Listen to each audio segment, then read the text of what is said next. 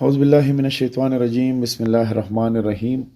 زیم ستاسو ورور فضل وهاب سواتی یو ځل بیا نیغ په نیغه ستاسو سره مخاطب یم. امید لرم چې تاسو به ښه خوشحاله به او د ژوند په مزو کې به ملګرو. غواړم چې وړوکی غونته کې کلیپ ویډیو کلیپ ستاسو سره ریکارډ کړم د سعودي عرب په حواله. د سعودي عرب د طرفه چې نن کوم نوی اعلان راغلی د هغې په حواله باندې ستاسو سره وړوکی غونته کې ویډیو کلیپ ریکارډ کوم. انشاءالله تاسو به د دې نه مستفید شئ.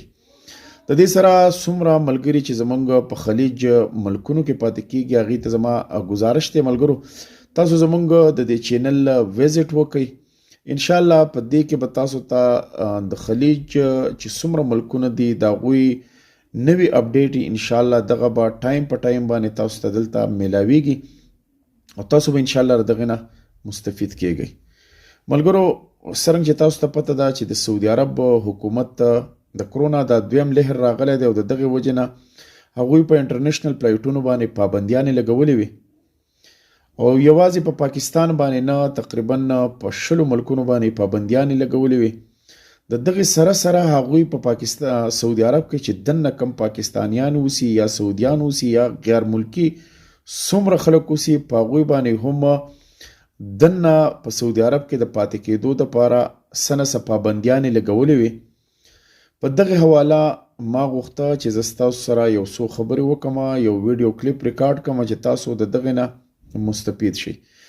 نن د سعودي عرب د طرفه یو تازه بیان راغلی دی او په دغه بیان کې د سعودي عرب حکومت هغه کم زوړ چې د هغوی اعلان و چې په هغې کې سعودي عرب حکومت وینا کړې و چې هوټل کې به کانا لکه خوراک نه کوئ، لکه کورونو ته به وړئ. هوټل والا باندې دغه پابندیانې لګولې وي، ودونو والا باندې پابندیانې لګولې وي چې په قصرونو کې به ودونه نه کوئ.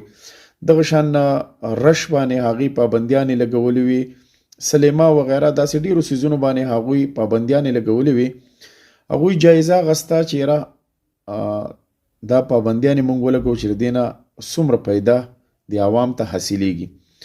نن د هغوی د طرفه یو نوی بیان راغلی او په هغې کې دا ده چې د 20 ورځو دپاره هغوی دغه وقفه زیاته کړه. تاسو باندې چې کومه پابندي د نن ورځې پورې وه هغه د نن نه بیا یو ځل 20 ورځې د سعودي عرب حکومت زیاته کړه. بیا به 20 ورځې پس د سعودي عرب حکومت ګوري د کرونا دغه دویم لهر ته به ګوري چې یاره څومره پکې خوالي طرف ته تلي، څومره بدوالي طرف ته تلي دي. نو بیا به 20 ورځې پس هغې خپله فیصله سناوی. نو ملګرو دغه نن د سعودي عرب د طرفه نوی خبر راغلی چې په هغې کې 20 ورځې چې په سعودي عرب کې دننه کم خلک پاتې کیږي په هغوی باندې کمې پابندیانې وي د هغې ټایم یې 20 ورځې زیات کړی دی. ما غوښته چې ستاسو سره دغه خبر شریک کم که څوک نه خبر. خپل ورور فضل وهاب سواتی له اجازت ورکوي. د الله په امان.